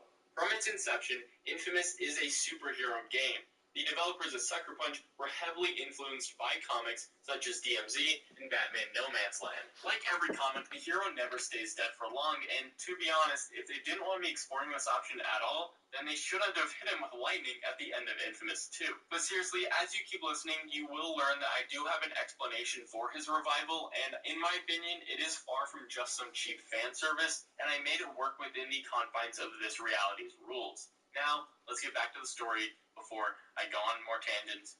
Doing it now. I'm going off script. When will this end? Will we ever get back to the story? Is it going to be 2 hours of just me doing this? I think as soon as the fisherman could, he checked Cole's pulse to find no rhythm whatsoever. And immediately he began CPR, all the while saying stuff like, "Please don't be dead." After a minute or so, he realized that this probably wasn't going to work, and immediately he began to roll Cole's body onto a net before before dragging him onto a boat where he's then taken to his main quarters. The fisherman goes to a specific cabinet and starts to look through a bunch of medicine before pulling out a small package. He opens it up and it's a defibrillator which he attaches to Cole. The fisherman starts off small, giving Cole a small shock. This produces a 1-second flashback of memories on screen. He turns up the dial as the first one didn't work and he tries again. This time, giving Cole about a 3-second flashback of memories on screen. The final time is at absolute full power, and you get a very quick flashing montage of all the events that have happened in the past games that Cole was involved in. Cole's eyes immediately bolt open as he coughs up a ton of water before putting a hand on his head. "Where the hell am I?" he grumbles as he looks around the boat. Cole then sees the fisherman and looks down at the defibrillator that's hooked up to his chest.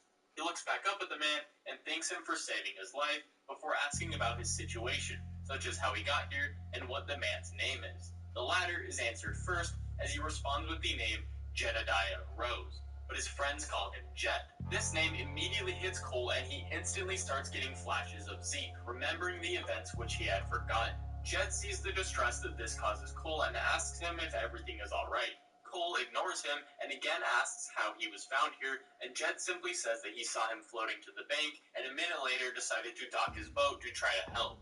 He then asks for Cole's name, and when he hears it, he asks, "Are you like a movie star or something? Because you seem real familiar." Cole, still slightly in shock, disregards this question and asks where they're at. Jed says that they're in New Marais, or at least they're about a 5-minute boat ride from it. Cole looks relieved, but suddenly winces and puts a hand on his head. Cole immediately whispers to himself that he needs to find Zeke before asking Jed out loud how he would get to the main city from here. Jed says that he can give him a ride, and the player finally takes control of Cole. This short boat ride to the city offers both exposition and some tutorial options, but there is a noticeable lack of powers at this point. This is deliberate as Cole has no electricity stored inside of him, and this is how he survived floating in the water and didn't die from it for so long. Once they arrive closer to the city though, Cole passes a transformer, and suddenly he feels better. He's then able to drain it just purely by muscle memory, and now he has his powers. Jed watches as this is happening and immediately shouts,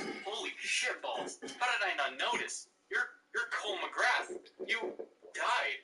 How are you even alive?"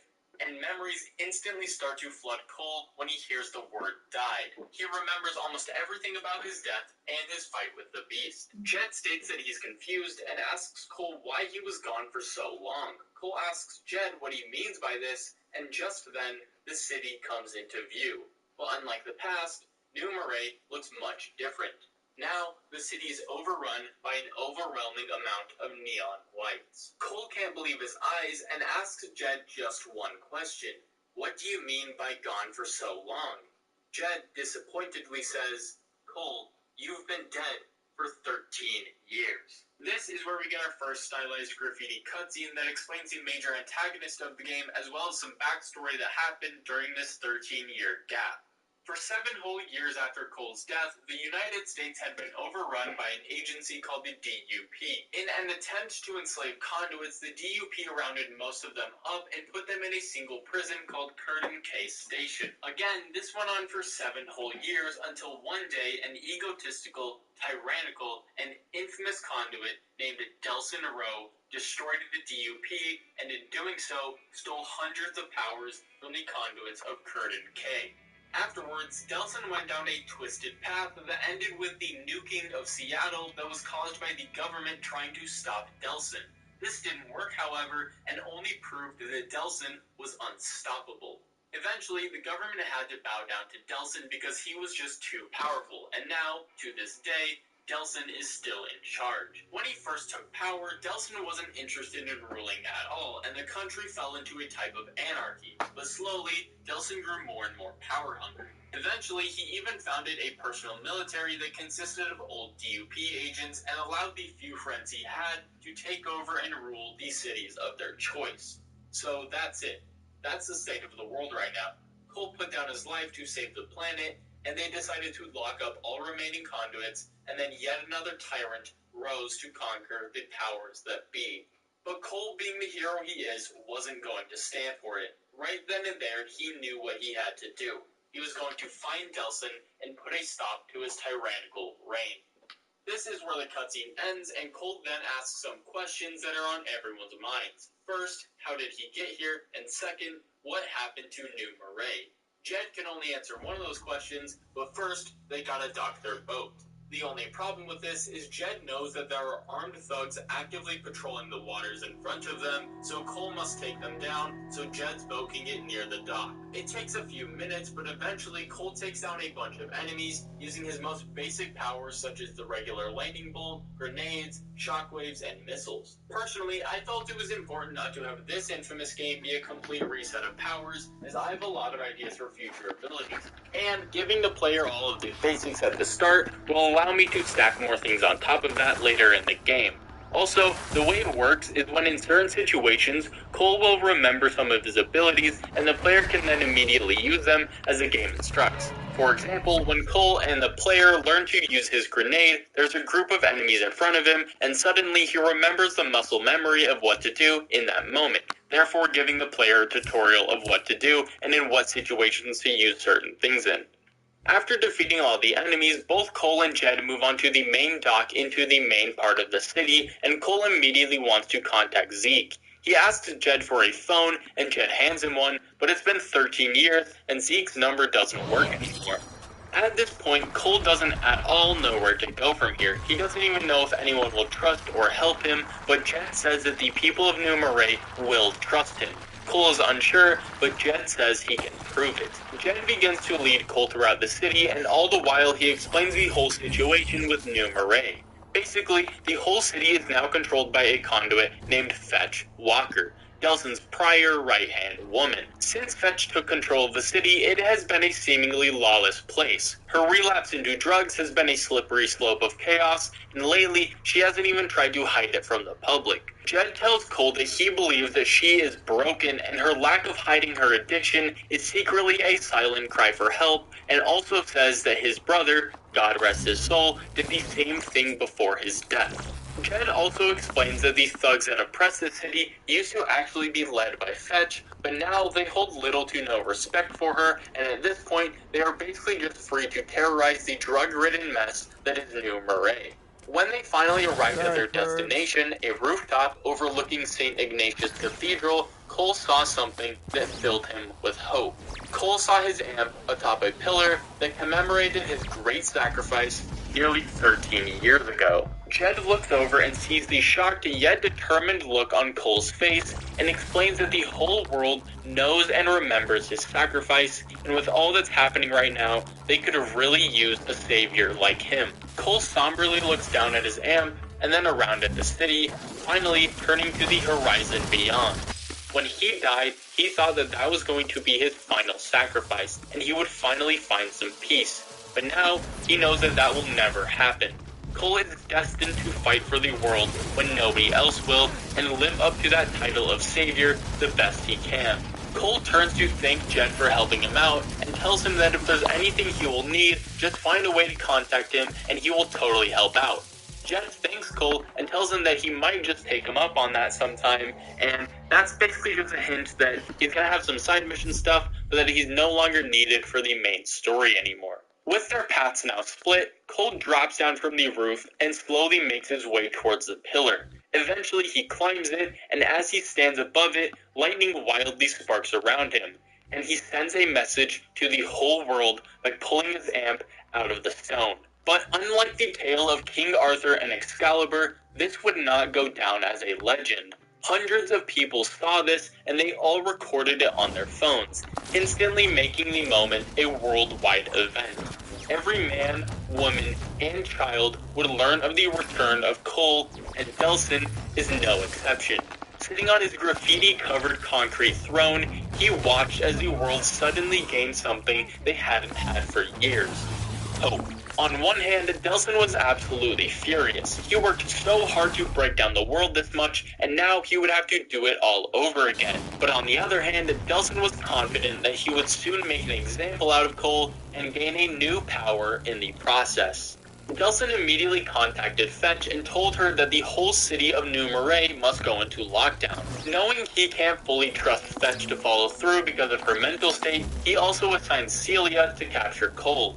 I don't expect most of you to know who Celia is, but she is a very minor character within Infamous Second Son, and she is the main kind of antagonist of Infamous Paper Trail, but I know not a lot of people play that, but just know she has paper powers, and she kind of looked up to Delsin, but you'll see in this game that that's not exactly how it is, and you can kind of treat her as a new character.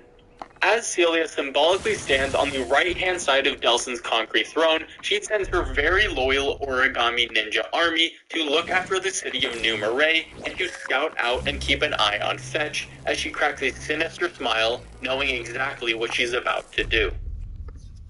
Zeke woke up in his bed like it was any other day. He kissed his pregnant wife on the forehead before moving to check on his twin daughters. He had only been married for about 4 years, but honestly, these were the best years of his life, and his kids were the best things that had ever happened to him.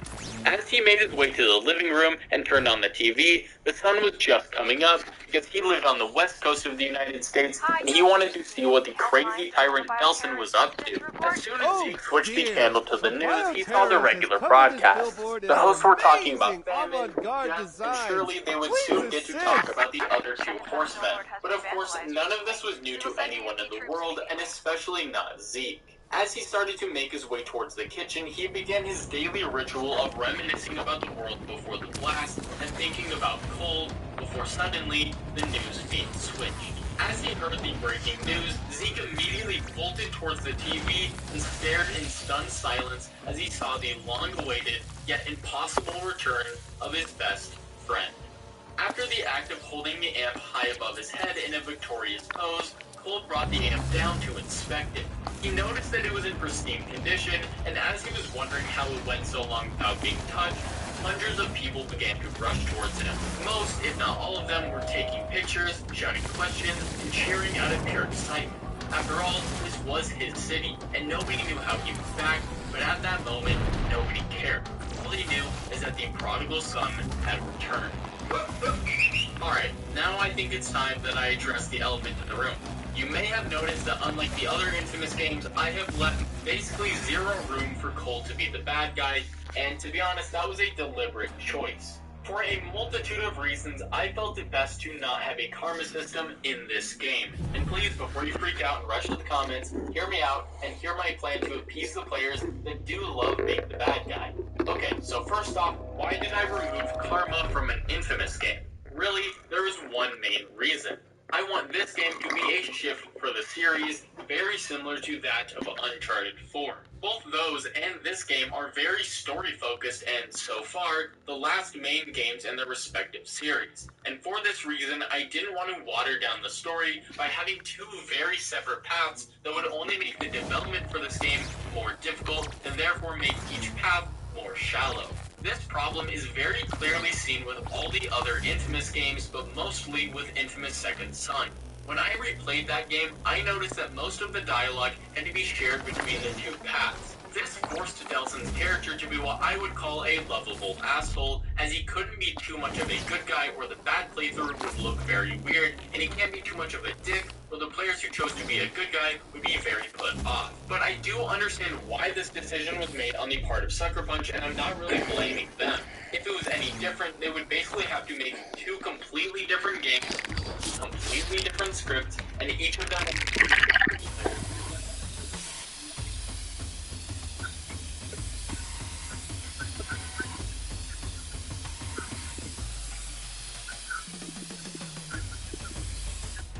the story can make much more sense. For instance, why would Cole even decide to be the bad guy?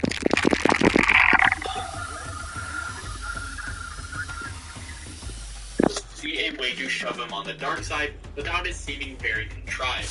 And on the business side, the game wouldn't lose many sales either. The majority of players exclusively play the hero in these games, and once they beat it, they just move on. And finally, if you're wondering, here's my solution for the players who want to be the bad guy. About 6 to 12 months after this game's imaginary release, there would be a 3 to 4 hour standalone DLC that would follow the alternate timeline where Cole took the powers of the Beast. This would mainly just be a crazy power trip for the player because I know a lot of the people who play the evil side like that part of it, but also story-wise it would cap off the events of the other major timeline, effectively allowing Sucker Punch to completely move on to other projects, knowing that Infamous cannot be revisited as it is completely finished off. This, in my opinion, is the only good solution to the karma problem. The majority of good players can have their game to thrive in, and the subset of bad players can have their power trip of an Infamous game, while both of them have more in-depth stories. Also, while we're off topic, and we're like on spin-off games or whatever and other side stuff, if I were in charge of like the story stuff in Sucker Punch, I would also create a prequel comic that takes place before this game. It would basically just explore Zeke's life and Delsin's rise to power and stuff. So with that out of the way, hopefully you do understand why I did the things I did with the karma system, and hopefully you can understand that the Infamous games have kind of been held back by the standard of and hopefully this solves it. You know, solving both sides, giving good players a good side, bad players a bad side, and kind of everyone wins, and we get to solve the problem that has been put forth from the very first game in 2009. With the city of New Marais and the world now aware of Cole's unexpected revival, of course he begins to immediately make new enemies. Thugs begin to break up the crowd surrounding Cole, and Cole must stop them by using his newly acquired amp and his lightning storm ability that he now suddenly remembers. But it doesn't take very long for Fetch to eventually arrive, and when she does, she looks even worse than expected. But to Cole's surprise, she doesn't really ever act in an aggressive manner, and for the most part, she keeps her distance. It's only when one of her thugs aims his weapons at a civilian and Cole risks his life to save them does she act. She begins to run towards Cole and creates a burst of neon powerful enough to flash and stun him and everyone around him. Then quickly, she runs off, and Cole chases after her using power lines and his static thrust ability, but she's just too fast. As soon as Cole stops to give up, he notices a slight sound of a phone's ringtone coming from his pocket. He grabs the phone and answers the call. You find a message on the other line, and she apologizes for blasting him, but she needed a way to get the phone to him without the others seeing and being suspicious. Afterwards, she explains that these past few years, Delsin has gone too far, and he had been killing countless innocent people, and the weight of it has finally gotten to her. With this explanation, Cole realized what she predicted was absolutely true. She was begging for help, and now she was looking for a way out. This was seemingly impossible before, now that Cole's back to challenge Delsin. Cole doesn't fully believe her, though, and tells her that she's gonna need some good proof that she's on his side. She does so by connecting Cole with a man named Riley Fox, an expert on all things Delsin, who has known him all his life. When Riley and Cole finally get connected, Riley explains that he is a fellow conduit as well as a member of the now extinct inFAMOUS tribe. Story that one day when his tribe was raided by a woman named Augustine, he was brought into the DUP to give up some info on Delsin. But of course, because he knew Delsin from childhood, he trusted him to do the right thing and eventually save his tribe. So he refused to give up any information and thought highly of himself for doing so. But later, Riley would eventually learn the truth, that Delsin was more sinister than anyone had imagined when he murdered every single last one of the inFAMOUS tribe members. Riley was absolutely devastated when he learned this information, but just like when he was being interrogated by the DUP, he played the long game and stayed on the sideline, getting information and waiting for an opportunity like today, a day to take down Delsin.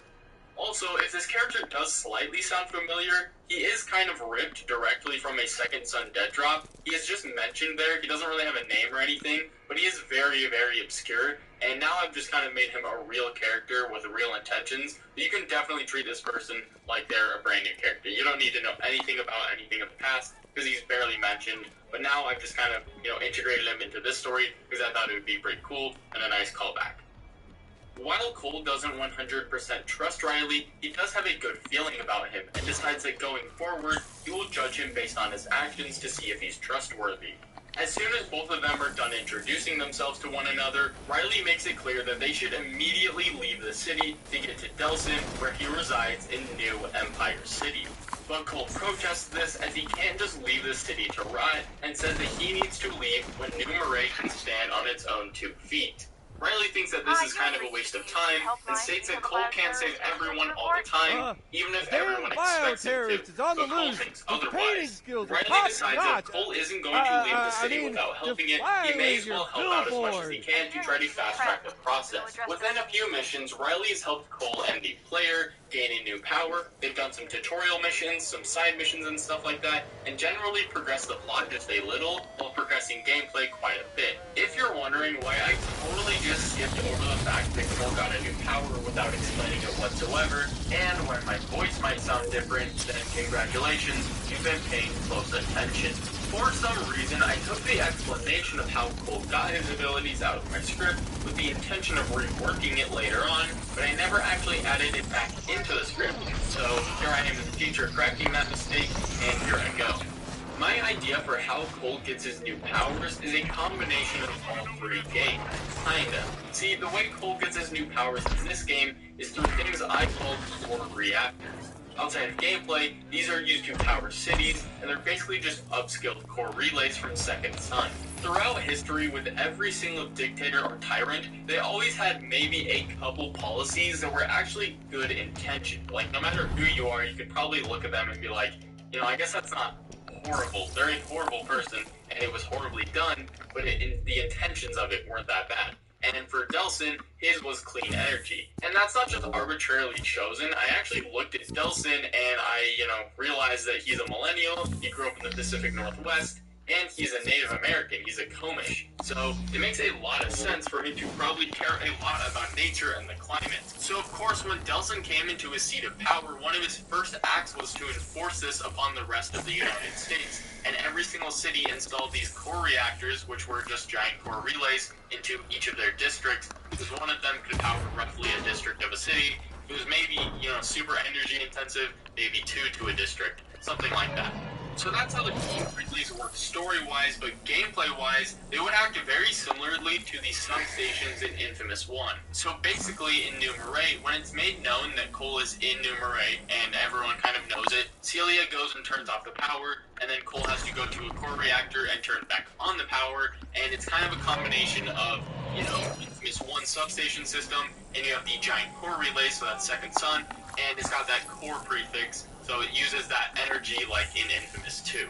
This would also sort of be how we explain blast shards, is that there's a protective, metal barrier sort of around each of the core reactors. It's like a spherical metal barrier type thing, and every time Cole goes and activates a core reactor back up, it kind of explodes, sending shrapnel that is irradiated in the city. So every single gets his powers and how it works within the story and how it works gameplay-wise. And if you're wondering about the specific powers that he does get, that's going to be all at the end of the video. I don't really have a specific order I want or how it fits in with gameplay, because again, this is mainly just story stuff, but I do have a lot of ideas for stuff like that, so if you want to know all that, wait till the end of the video. The next big story moment happens when Cole decides he needs to get some rest, and we get our next big cutscene. Fetch is seen in a surprisingly good mood, having tons of fun at the Neon Club that she recently has called home. This is cut short, of course, when Celia arrives with her origami ninjas and scolds Fetch for her lackluster grasp of the situation at hand. Celia explains that if Cole is allowed to parade around the city and dismantle everything that Delsin has worked for, then conduits will likely revert back to becoming bioterrorists. Fetch is seemingly high and says that she misses when Celia used to mostly keep her mouth shut. She then tells Celia to look around. The city is more lively than ever, and suggests that maybe, just maybe, they're on the wrong side here.